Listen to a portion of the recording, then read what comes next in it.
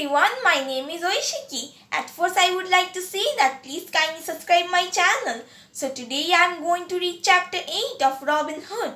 And yes, I would also like to inform that the ones who want to watch Robin Hood part 7, they can get the video link from the description box. So now let's begin with our story. The day of the contest. When the day of the archery contest arrived, there were many keen-eyed men with sustained faces among the crowd. They carried bows and wore swords beneath their long bow crooks. They had come in 2 and 3 as if they came from different parts. Robin himself was dressed in a tattered-bound jerkin and hood. He had let his hair and beard grow larger than usual, and his face stained and dirty. As there was no place large enough in the town itself, the contest was to take place on a great stretch of green below the walls. The keep of the castle loomed grey and menacing, and despite the gay flags and banners, it was towards friendly trees of Sherwood, a mile away across open country, that little John kept glancing anxiously. He had noticed that many of the men at arms were surrounded the ground, wore the livery of Gisborne. Fair Truck said, "I fear that treachery is afoot." They pushed their way through the front of the crowd to be as close as possible to their leader. Robin glanced at the raised platform on which the sheriff sat with his wife and officers of his household. There was no sign of Gisborne, but Robin had also seen the man at arms and knew that the knight would not be far away. A signal from the sheriff, a trumpet sounded, and the contest began. First came the shooting of an ordinary ground target set 200 yards away. Each of the 8 archers shot 3 arrows, and any who did not place 2 shots within the inner ring did not shoot again. Then the target was placed at an even greater distance until only 12 bowmen were left. This broad target was then removed and the narrow was once set up.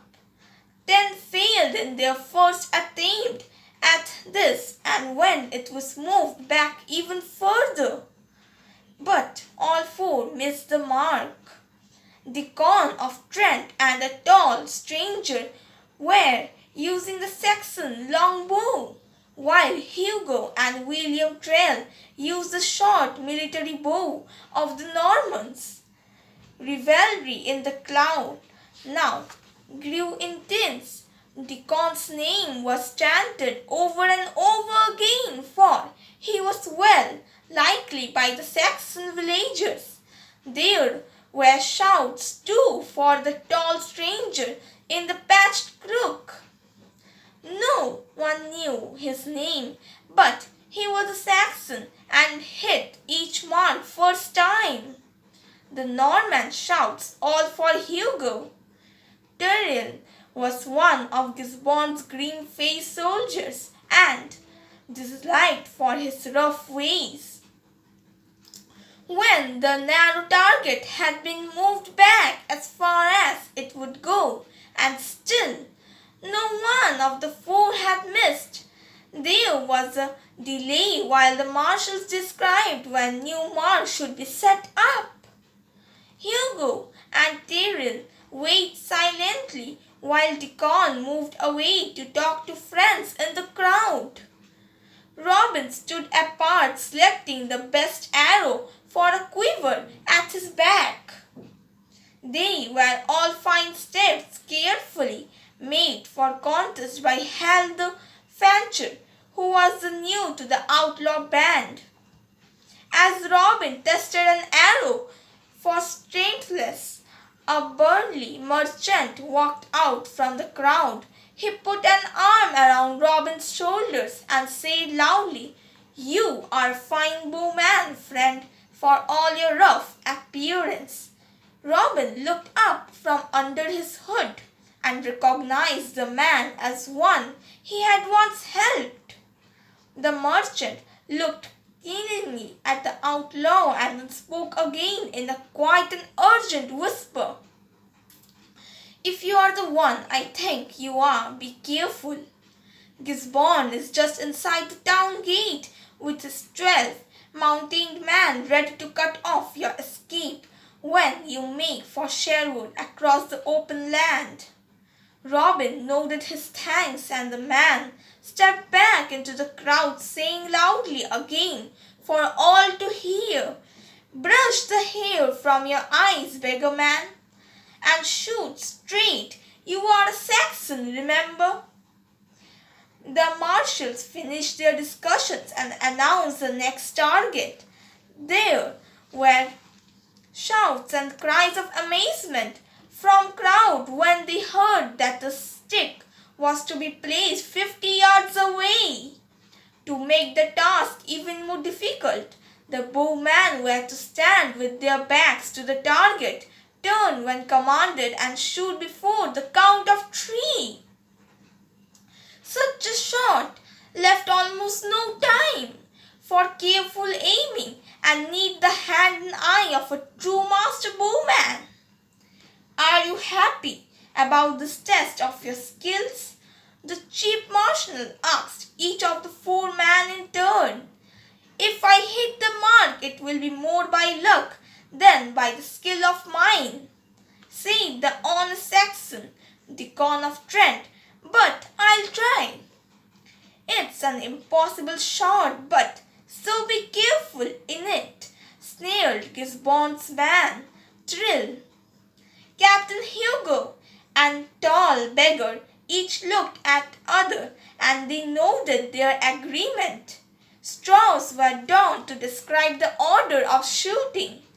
The crowd grew quiet as Deacon stood first with his back to the target. "Turn! 1, 2, and 3!"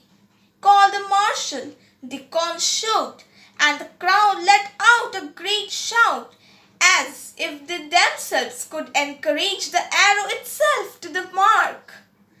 The shout turned to a groan as the arrow buried itself into a turf a handspan from the stick. "It was a good shot," said Hugo, spouting as he took his place. The roar that followed his arrow rose to a shout of wonder as the shot thumped into the ground at the base of the mark. Tyrrell missed by a full yard, and as the tall, untidy figure of the last contestant stepped to the line, the crowd was already acclaiming Hugo the winner. No one thought that the Norman's captain's shot could be better. Their shots turned to cries of absolute amazement as Robin turned and shot without even waiting for the count of 3. "A split!" they cried. "He has split the stick! The beggar wins!" "As I said, it would be a lucky shot," sneered Triggle. Deacon ran to Robin and seized his hand. "No, a master shot!" he cried. Hugo too shook Robin's head but gazed at him as he did so. "It was one or the other," he said. "Could you do it a second time and prove which?" Robin met the other's gaze and remembered their last meeting. Then, without a word, he took another arrow and turned his back into the wand. Again, he shot instantly without waiting the count or to aim. He had split his first arrow. A voice called in amazement, and a huge roar for approval rose from the crowd. "My question stands answered," said Hugo, looking at Robin with admiration in his eyes. Now, Master Bowman, you must be presented with your prize, and taking Robin's hand, he had led him into a space in front of the sheriff. Here the outlaw leader stood in open and alone. A fanfare of trumpets sounded and Sheriff rose to his feet. Then, as well as a silver arrow, he held in his hand a parchment which he unrolled. In the name of His Royal Highness Prince John, Regent of all England, I arrest Robin Hood, outlaw for... The rest of the words were lost in shouting. A trumpet blazed and sheriff's soldiers tried to join Gisborne's men, but the crowd pressed so hard upon them that they were unable to do so. Pushing Hugo away, Robin Hood threw off his brown cloak and stood there proudly in Lincoln green. His horn rang out above the nose, and outlaws, also in green now, ran towards the sound. Little John, Franstein, Scarlet, and Much were fast at Robin's side. "Swords, lads!" shouted Robin, and he cut through a gap in the crowd, making for Sherwood. He called, and the outlaws rested, turning now and again to send a flight of arrows to their pursuers. Suddenly, Little John fell with a groom and the Norman arrow in his leg. "Leave me," he gasped. "Leave me here, for the horsemen are coming. Look!" Robin saw Gisborne cavalry coming across the field, but he stopped to hoist Little John on his back. A hand held him back. "I will get the big fellow to the trees, while you keep off the horseman," said the Con of Trent. "You were outside the laws with us?" Robin warned quickly. "So be it," the Con said. Robin formed from his men into a solid rank as the Con stormed off with Little John. Then, at his command, a flight of arrows hummed into the galloping Normans, bringing down horses and riders and throwing all into confusion.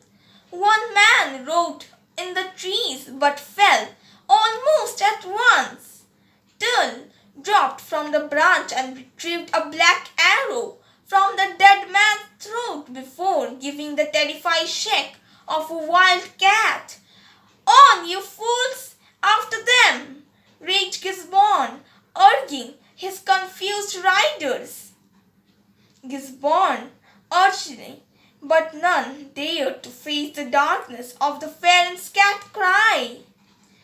"But Saint Denis," cried the knight, "are you Norman soldiers, or are you—" There was a sudden donging noise, and Norman horse reared. With a groan, Gisborne pitched from the saddle, an arrow jutting from his visor. "That last was your best shot of the day," said the Con of Trent, as he followed his new leader deep into the Sherwood forest. "Aye," agreed Robin Hood. To get rid the world of such an evil man was worth the sheriff's silver arrow. So our story ends here. If you liked my today's video, then please like and comment my video, and also subscribe my channel to listen to more such stories and to follow all my videos regularly. And don't forget to click on the bell icon. Thank you.